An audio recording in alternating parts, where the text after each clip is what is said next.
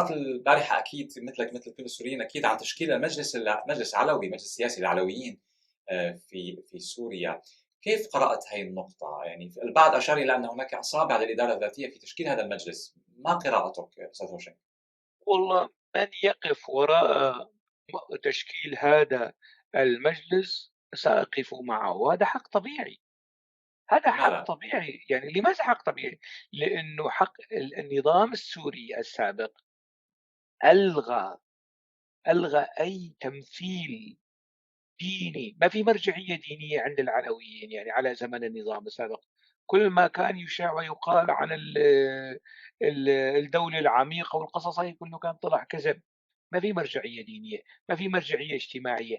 أغلب نخب العلويين من الكتاب والمثقفين كانوا يعني مغضوب عليهم، اللي منهم قضاة عايشين في السجون، منهم من اعتقل وقضاة السجون وتوفي، يعني ما سمعنا عنه شيء.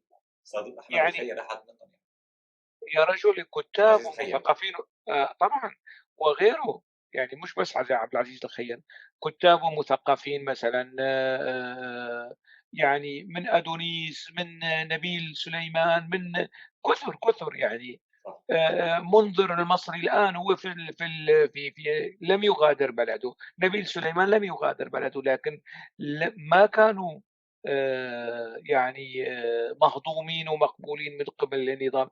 إذًا ما كان في مرجعية دينية، ما كان في مرجعية اجتماعية، حتى المرجعية العسكرية والأمنية شُفت كيف انهارت. وبالتالي من حق هؤلاء هلأ الدروز عندهم مرجعية، عندهم مشيخة العقل، صح. ومشيخة العقل تصدّرت الواجهة. يعني مش حُبًا، كرهًا السكين صارت وصلت للعظم كما يُقال بالكردية. وبالتالي المرجعية الدينية مارست دورًا سياسيًا، لإنه ما كان في مجلس آآ يمثل الطائفة، مجلس سياسي مثل ما هو موجود في شرق الفرات، مسد وما بعرف شو من القصص اللي أنت بتعرفها يعني. صحيح. وفي هلا في شرق الفرات في المنظمة الآسورية السريانية، في المجلس الوطني الكردي، وفي PYD، في منظمات مجتمع مسيس، صح. مجتمع منظم. هذا الموضوع ما كان موجود لا في الساحل ولا في الجنوب السوري ولا حتى بين السنة، ما كان موجود. وبالتالي أي سعي نحو تشكيل كيان سياسي مدني يحاول الحفاظ على حقوق العلويين ويوثقها ويصونها في سوريا المستقبل، هذا حق طبيعي ومشروع يكفله يعني القانون الدولي، الميثاق العالمي لحقوق الإنسان. من يلقي الشك والشبهة حول هذا الموضوع أنصار الجولاني، لأنه ما بدهم نفس سلوك النظام السابق.